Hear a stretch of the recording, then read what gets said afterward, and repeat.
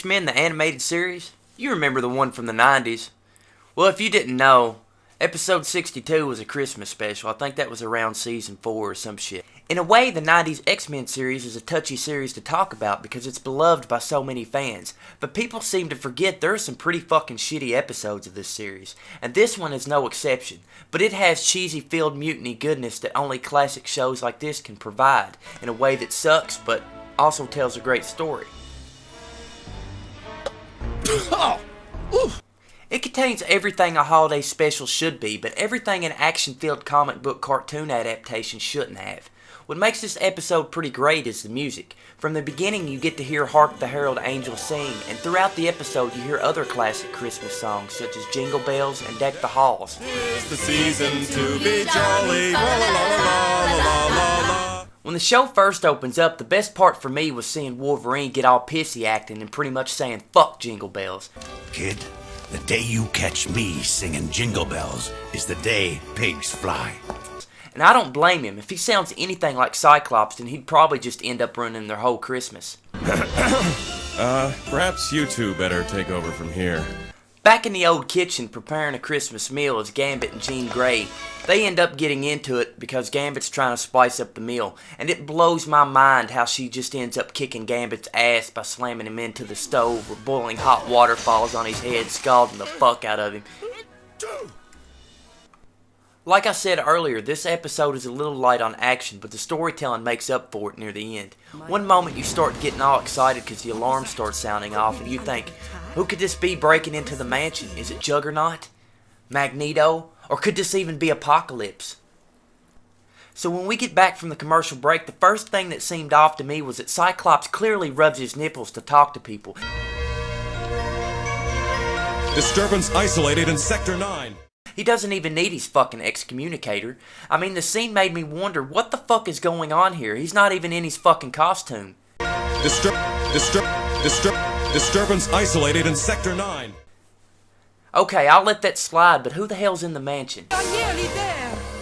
Well, after Rogue breaks down Beast's lab door, we find out that the villain is none other than the evil Cranberry Glaze. What a fucking letdown. I watch X-Men for the action, not to see fucking Cranberry Glaze blow up.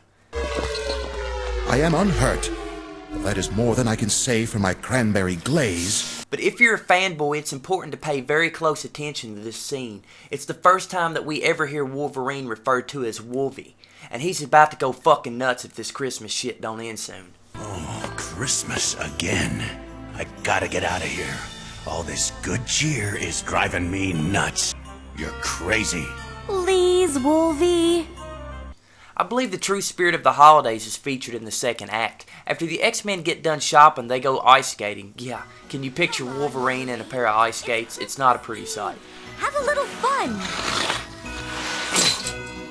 You don't want to know what I'd find fun right now. But the Morlocks end up crashing an ambulance and are in desperate need of some medicine for Leech, who is sick.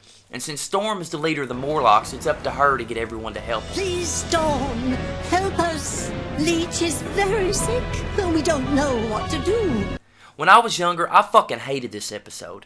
Every time it would come on, I'd get aggravated and turn it off. I believe this is one of the episodes that made me give up on that horribly animated Season 5 of the X-Men.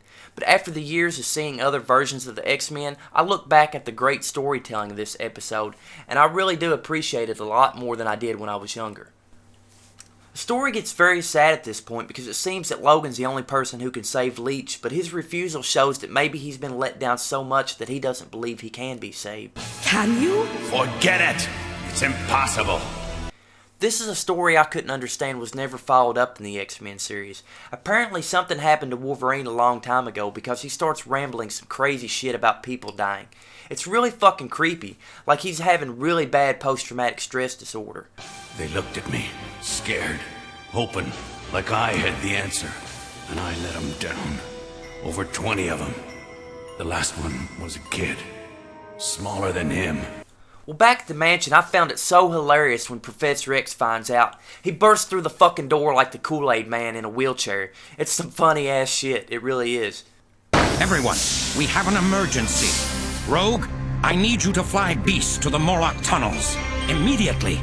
And I can't get over how Professor X always looked like he was shitting his pants. I mean, seriously. Ugh, plop.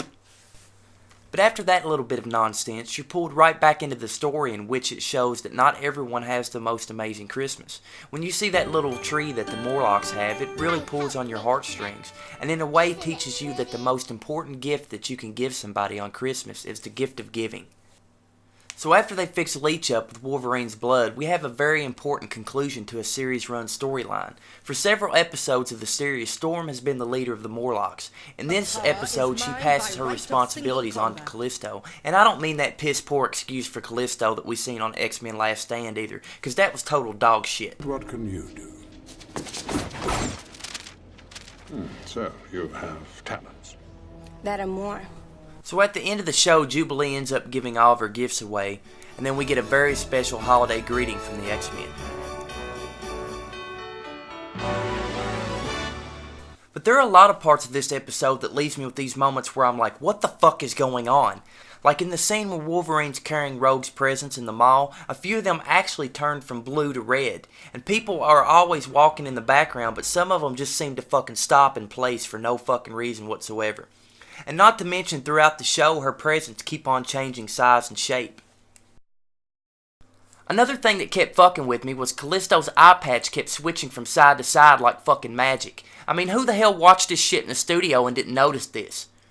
I mean, you could pick this series apart when it comes to continuity errors. Like, for instance, Leech lays around naked throughout half the episode, and Wolverine says Leech is too sick to move, but yet when they give him a blood transfusion, they put all of his clothes back on. What the fuck? Well, anyways, most of the continuity errors you won't pick up on until you've watched them a few times. And if you've seen the whole series, then you've probably noticed hundreds, maybe even thousands of continuity errors. But still to this day, it stands one of the best comic book animated series to have ever come out. That is, if you don't count that putrid pile of shit that they spat out in the 5th season.